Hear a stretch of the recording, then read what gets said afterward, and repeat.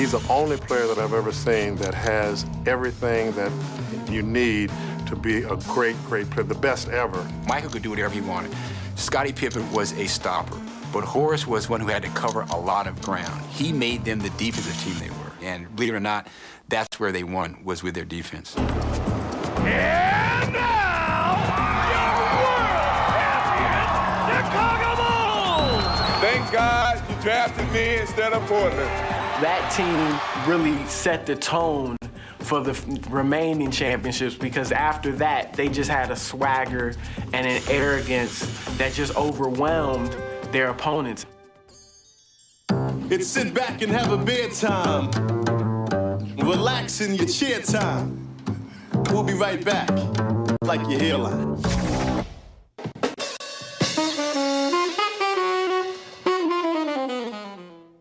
Welcome back to Who's Number One. In this edition, we're counting down the 20 best NBA teams of all time. At the half, we offer a recap. 2020. The 1992 USA Olympic team. 19. The 77-78 Washington Bullets. 18. The 57-58 St. Louis Hawks. 17. The 93-94 Houston Rockets. 16. The 76-77 Portland Trailblazers. 15.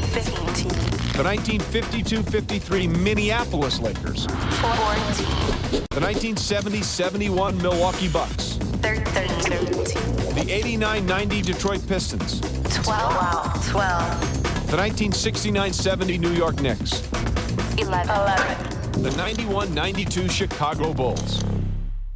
10 more teams to come, so let's get out on the fast break and find number one. 10.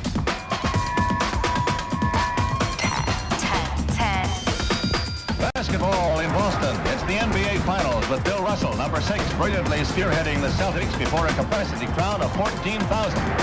That distinctive parquet floor. Victory cigar smoke breathing smug Red Auerbach. Bill Russell dominating, Bob Cousy running the break. It was all so familiar.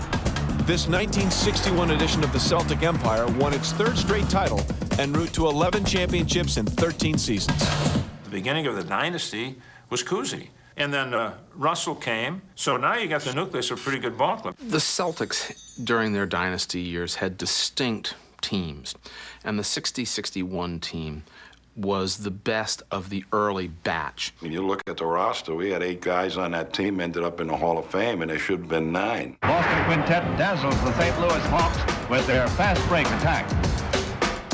Bill Russell was in his prime. People of today have no idea how good he is. He's Ben Wallace if Ben Wallace played about 8 inches taller. I don't mean in height, I mean in altitude. If you go back and you watch the Celtics play, they overplayed the basketball the whole game. If a guy got by him, drive to the basket, Russell would almost always block the shot and catch the ball himself and throw the ball to someone to start a fast break. They just ran.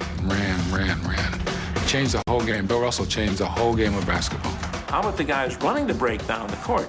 Cousy, Sam Jones, K.C. Jones, Shorman.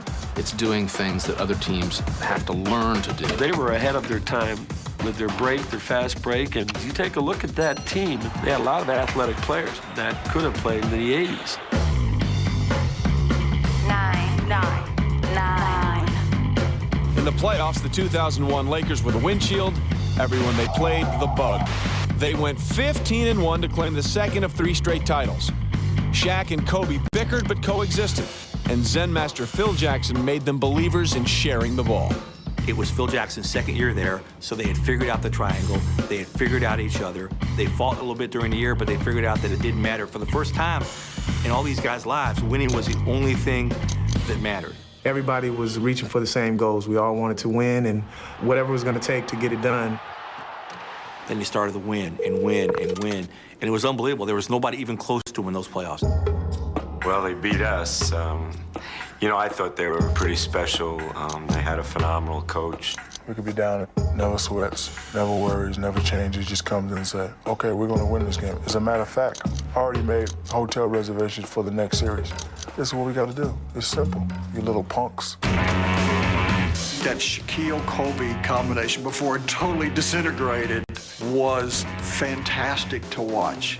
You had the inside game of Shaq, who still had the spring in his legs and the hunger and the fire to win the title. You had Kobe. I don't think there's ever been a greater second guy than Kobe Bryant.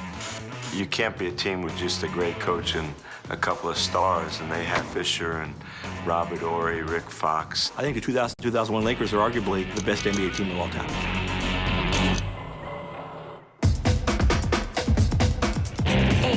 Eight. If ever a player owned one night, it was Irvin Johnson, who demonstrated exactly what magic is for the 1980 Lakers. L.A. was without Kareem Abdul-Jabbar for Game 6 of the Finals, but the rookie took over for the veteran and was mesmerizing. The Lakers of 79-80 are one of the great coming-out parties for Magic Johnson. He was Showtime personified. The performance by Magic Johnson in the finals, Game 6, was the best individual performance I think there's ever been. He's a rookie. He actually should be a junior in college. Kareem goes down with an ankle injury. NBA Finals, pressurized situation. He moves from point guard to center.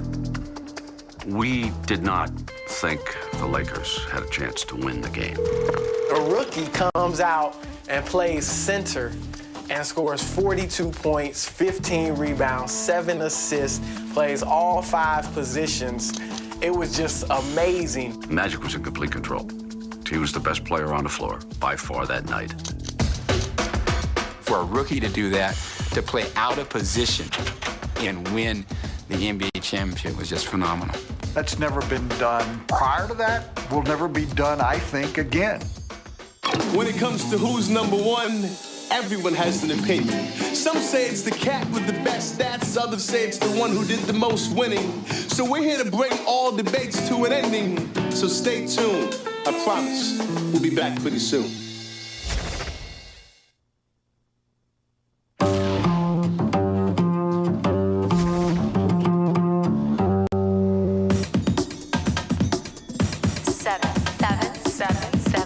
The Sixers believed Moses could lead them out of the wilderness. In 1983, they were right. Moses Malone's commanding presence in the middle was all they had been missing. He was a perfect complement to Dr. J and a syncopated playoff prophet, too.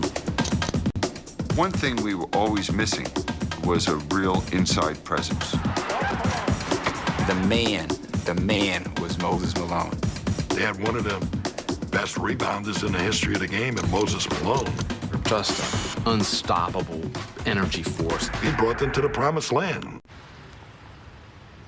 I'll never forget, I asked Larry Bird one time, if you could pick 5 guys and you get first pick, who you picking? He said Moses. He didn't even flinch, Moses.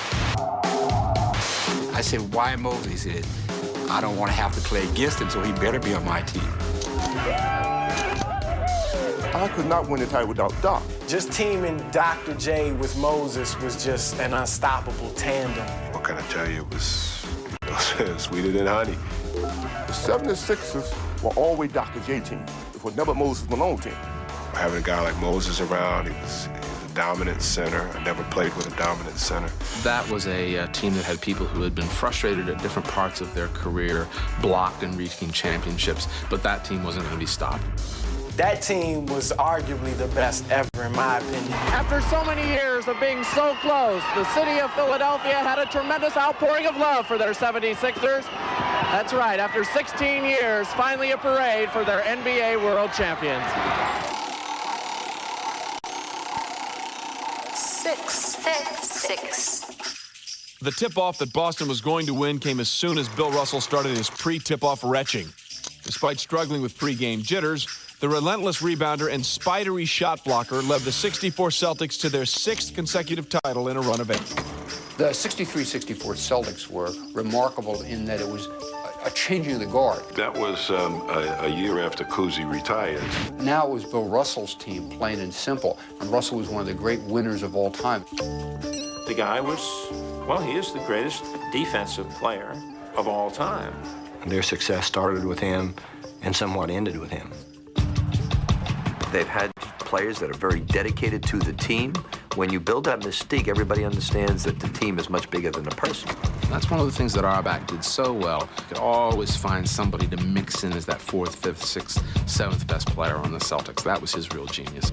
Red was just an absolute genius. He just recognized potential talent.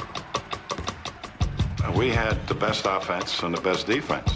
I don't think there's any team in the history of the league that has had both. The guys who've had to be second fiddle, John Havlicek and Sam Jones, have now stepped up to be backcourt stars. This is just the epitome of the 8-man deep interlocking pieces. I think any one of those Celtic teams could beat anybody in the last 25 years and do it handily in a series. 5-5-5.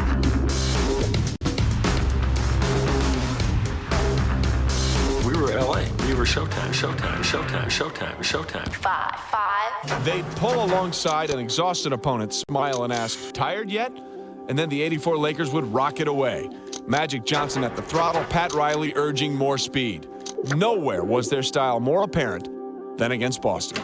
There was no friendships. It was a real rivalry. Who's going to have home court advantage in the NBA Finals? Because we knew it was going to come down to us and the Lakers. We were everything that they were not.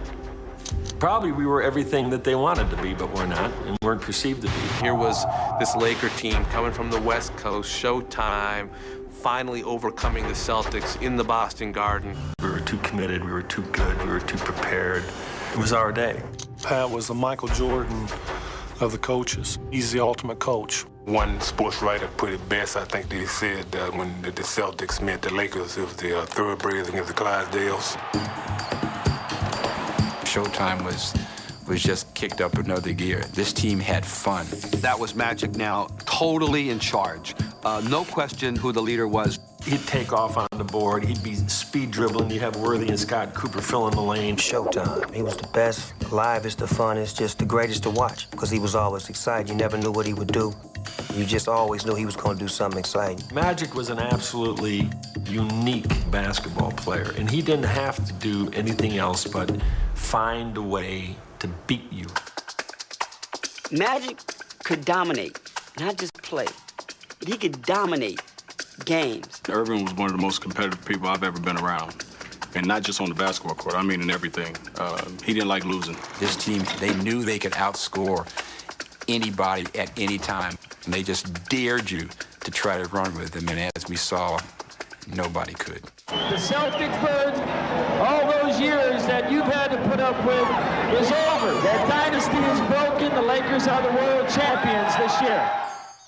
If being number one is your life's dream occupation, then hopefully you've got a couple extra doses of dedication. Because the greats will tell you with no hesitation that you don't win it in the game, you win it in the preparation. Who's number one?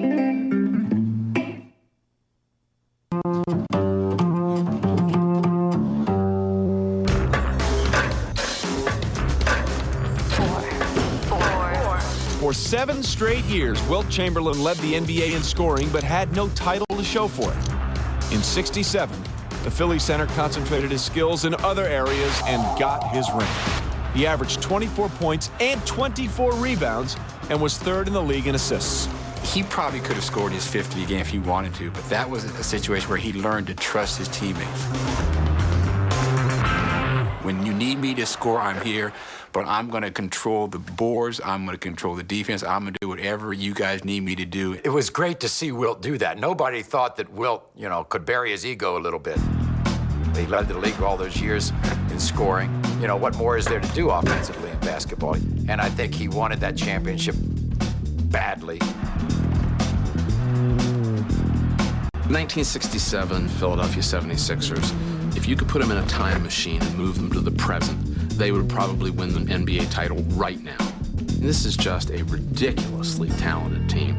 Wilt Chamberlain could play anybody now. He's Shaq in his prime, slightly different style, but just as good. Wilt was just so awesome. I mean, if Wilt had been mean, nobody could have done anything with Wilt, but he was just a mild-mannered kind of guy, which we all appreciated because, a lot of guys could have gotten hurt. Chamberlain and Jackson and Greer, that whole big group of guys was one of the most talented teams that I'd ever seen in the NBA.